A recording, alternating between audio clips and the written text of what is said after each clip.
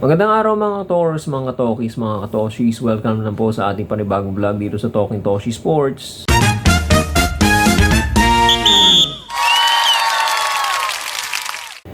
Update dito sa nagaganap na All Filipino, Philippine Cup, ang kanilang bagong pangalan. Solid 50 sa PBA, Philippine Basketball Association. May mga nanganganib na malaglag at mayroon na ngang nalaglag ngayong gabing ito. Alamin natin kung sino yung nalaglag. Mga kababayan, eto na po ang ating pagtalakay. Okay, simulan natin agad ang ating mga updates tungkol dito sa PBA 50 Season 50. Solid! Unang laro natin ngayong Biyernes, ang resulta, panalo po ang Barangay Ginebra laban dito sa Terra Firma Jeep. Malaki-laking lamang ito. 108-77. 31 point lead ba ito? Oo, 31. Alright. Tinambakan ng Ginebra ang Terra Firma. Wala nang bago dyan. Alright. Sino ba best player natin? Si Norbert Torres na may 13 puntos, 7 rebounds at 2 assists. Yan po si Norbert Torres. Bihira mag-best player to si Norbert Torres, ha. Pero congratulations sa'yo, Norbert Torres. Second game po natin ngayong Biyernes, 10 lamang ng Meralco Bolts sa Phoenix Fuel Masters. At dahil dyan sa panalo ng Bolts over the Fuel Masters, officially po na sinipa na nila papalabas ng bus.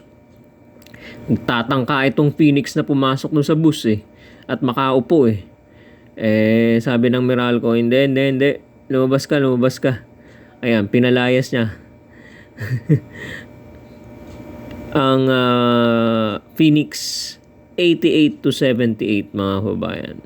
Sino po ang ating best player dito sa game na to? Walang iba kundi itong si CJ Cancino. 2 beses na to, ha. Laban ng Meralco Bolts at saka ng Terra Firma. Siya ang best player. Siya na naman ang best player ngayon, ano? Hindi malabong maging best player of the week ito, si CJ Cancino. Siya po lang naman ay nagtala ng 22 puntos, 4 na rebounds, 8 na buslo out of the 13 possible shots or attempts na meron siya. 8 out of 13, mga kabayan, sa field, ano? Congratulations dito kay CJ Cancino. UP ito, UP. Okay? At malamang baka manood tong mga taga-UP, no? Sa linggo, no? Mayroon silang laro laban dito sa De La Salle Green Archers. Alright, naisingit lang, ano? Silipin na ngayon natin ang ating updated team standings as of December 13, 2025. Ayan po. Yung mga nakaberde ang kulay ng mga teams, yan po ay ibig sabihin pasok na sila sa quarterfinals or sa playoffs natin. Ito namang pula, ibig sabihin, hindi na sila aabot, hindi na sila kasali, eliminated na sila, at hindi na sila makakapasok sa playoffs. Yan po ang Phoenix, nakakalaglag lang, Blackwater at Terra Firma Jeep. Alright, itong tatlong yan na nakapula. Ngayon, sinesettle pa ang issue tungkol dito sa TNT, Ginebra, Meralco at Titan Ultra. Okay? So technically, mga kababayan, mga ka-PBA, alright? Ang Titan Ultra na lang ang mayroong pag-asa na makapasok sa ating quarterfinals or sa playoffs. Okay? Pero nakaharang sa kanilang daan itong Ginebra, Meralco at saka nung TNT. Okay? So, ang kailangan gawin lang ng Titan Ultra, maipanalo nila yung susunod na 2 laro nila para maging 5-6 sila. Okay? 3 plus 2, 5. So, 5 and 6. Ang pinaka-best record na maabot nila. Okay? Ang dapat lang ipanalangin, no? At i-hope ng Titan Ultra, okay, ay wag umabot ng 6 itong TNT, Hinebra at saka Meralco. Okay? Kasi dyan siya kakapit. Dyan siya tatabla kasi 5 and 6 ang kanyang magiging kung maipapanalo niya yung huling dalawa, no? Okay? Maaari siyang makatabla sa alinmang teams dito.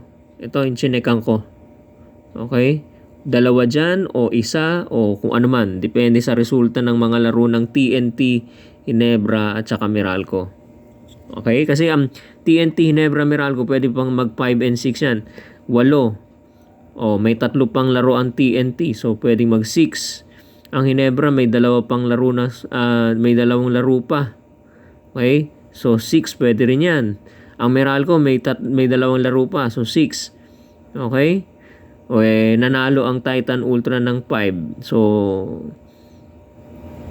maaari pang magtablahan. Okay? So, yan ang magiging mga possibilities yan, mga kababayan. Buhay pa ang Titan Ultra. Ngayon, on the other hand, kung matalo ang Titan Ultra sa kanilang laro laban sa Meralco, Meralco na naman ang kalaban. Okay? Kanina, Meralco Phoenix. Pinalayas nila ang Phoenix. Ano na naman kaya? Mapapalayas na naman ba ng Meralco ang Titan Ultra? Ang mga bataan ni sino nga ba to? Calvin Abueva. Ang kanyang mga kasama, kakampi. Mapapalayas na nga ba? No? Ni Chris Newsome at ng buong Meralco Bolts. Yan ang aalamin natin sa mga susunod na mga games nila. Specifically itong Meralco versus Titan Ultra. Okay? So, at syempre, abangan din natin yung mga laro ng TNT tsaka ng Barangay Hinebra. Okay? Kung ano mga resulta niyan. Once na may mag-6 dyan, okay? Angat na. Angat na yung team na yon. Pasok na sa sa quarterfinals. Okay? Ilan na ba to? 5, no? 1, 2, 3, 4, 5. Halimbawa, yung isang team dyan, TNT, mag-6. Pasok sila. 2 stats na lang. Buhay pa ang Titan Ultra. So, kailangan dito sa Titan Ultra, manalangin talaga dito sa itong tatlong ito, wag mag-6. Okay? 1, 2, 3, 4, 5, 6. Di 2 na lang. Kasi pag nag-6 itong Meralco, Hinebra, tsaka TNT, wala na. Kahit manalo pa ang Titan Ultra, mag 5 and 6 yan, wala na. Kasi nga, 6 ito. 6 itong tatlong ito. Yan. Yan ang mangyayari, ano? Kailangan may panalo ng Titan Ultra yan. Pero yung kabila, yung kalahati, wala na sa mga kamay nila. Nasa kamay na ng TNT, Hinebra, tsaka Meralco. Okay? Again, pagka kailangan may panalo ng Titan Ultra, no? At hindi lang basta yon, manalangin sila na matalo itong TNT, Hinebra at Meralco at lumagapak itong mga to sa 5 and 6 o ilan man sa mga teams na ito, yung 3 teams na yan, kahit isa lang lumagapak sa sa 5 and 6. Okay? At paglalabanan, okay, yung huling spot na number 8. Okay? Or kung ano man, kung ilan man kayo, 7 or 8 or 6, 7 and 8 paglalabanan nyo, no? Alright. Tapos yung mga susunod na mga laro, magbabago-bago pa ito. Itong nasa gitna. Okay, itong nasa gitna. Ito. Ito magbabago-bago pa yan. Itong mga 6 and 3, 6 and 2. Okay, yung mga nakapasok, okay na yan. Pero ang issue lang dyan, yung pwestuhan sa taas Sinong yung apat na teams na magkakaroon ng twice to beat advantage. Sa ngayon, tablahan ngayon, may 6-2, 6-3, 6-3, sino ba mga, okay? Mayroon pa mga games siya na kapwa niya na nakapasok na rin sa semifinals or sa quarterfinals. So, magkakaroon pa diyan ng pwestuhan ng bardagulan. Yung iba diyan may matatalo, may malalaglag ng konti, pero hindi naman ibig sabihin kapag nalaglag, no? Alis ka sa semifinal. Hindi nga, pasok na nga sila. Malalaglag lang sila sa hope nila na magkaroon sila ng twice to beat advantage. Magkakarambulan pa yan dyan. So, abangan pa natin, ano? Okay? Sa mga susunod na mga laro. Okay? Ano ba yung mga susunod na mga laro? Okay?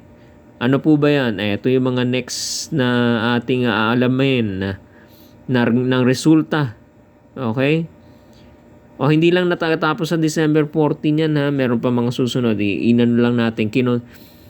Kinonsize lang natin ngayong week na to. Okay? Alright. December 13, Inares Antipolo. TNT NLEX, Blackwater Bossing, San Miguel Beermen. Itong December 13 na laro, magpo-focus tayo sa laruan ng TNT at saka NLEX. Napaka-importanting laro nito sa TNT dahil kapag nanalo sila rito, magiging, balikan nga natin, 5-3 sila ngayon dyan. Makakapasok na sila sa quarterfinals pag nanalo sila over NLEX. Yan. Yung Blackwater SMB, medyo no bearing na yan dahil eliminated ng Blackwater. Pero syempre sa San Miguel, gusto nila maganda-ganda ang record nila para makakuha sila ng twice to beat advantage. Okay? Ngayon, itong December 14, sa Inares Antipolo pa rin, Phoenix Fuel Masters, Titan Ultra Giant Risers, at yung Meralco Bolts at saka yung Converge maglalaban. Okay.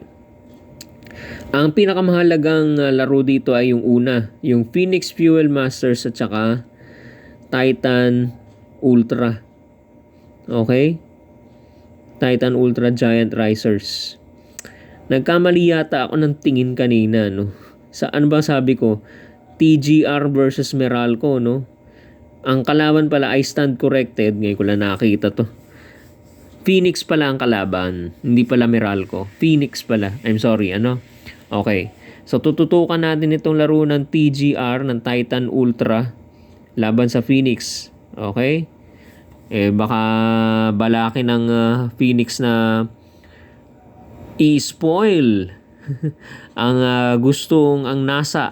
naising makapasok ng TGR, ng Titan Ultra sa quarterfinals. Damay-damay tayo rito. Punta ka dito, baka hilahin niya pababa itong TGR. Palabasin din sa bus. Damay-damay tayo dito sa baba. Okay? So, hindi natin alam. Yan yung sinasabi ko sa inyo na kailangan maipanalo ng Titan Ultra. Okay? Yung kanyang huling dalawang laro.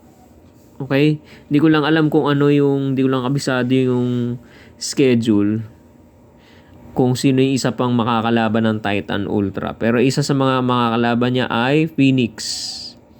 Okay? Pag nanalo Titan Ultra dyan, meron pa siyang pag-asa. 4-6. Okay? Dapat siguraduhin niya, again, uulitin ko na naman, walang magsasais dito sa tatlong ito. TNT, Ginebra, Meralco. Pagka nagsais-sais na yan, kahit may panalo pa ng Titan Ultra at mag 5-6 sila, goodbye Titan Ultra. Okay? Yan. Okay. Meralco, Converge. Meralco, eto. So manonood si Titan Ultra rito. Sasabihin niya kay Meralco, bumaba ka dyan sa bus na yan. Kahit 5-4 ka na, pwede ka pang matalo. Kampiyan sa Converge. Okay? Gusto niyang matalo ang Meralco para may makakatabla siya, may makadamay siya sa baba. Okay? Yan. Yan ang kapalaran ng Titan Ultra. Okay? So, exciting finish itong nangyayari, ano? So, tingnan ngayon natin kung ano mga mangyayari sa mga susunod na mga laro dito sa PBA 50 Solid. Patuloy nyo pong tutukan at suportahan ang ating YouTube channel, Talking Toshi Sports. At paki-like and follow na rin po ninyo ang inyong ang ating Facebook page, Talking Toshi Sports din po ang pangalan. Subscribe po tayo sa ating YouTube channel. Huwag niyo po kalimutan, huwag manghihiya, hindi ho kayo mapapagod. Mag-subscribe. Salamat po sa pagsuporta nyo. At hanggang sa muli po, paalam po at magandang araw po sa inyo lahat. Bye-bye!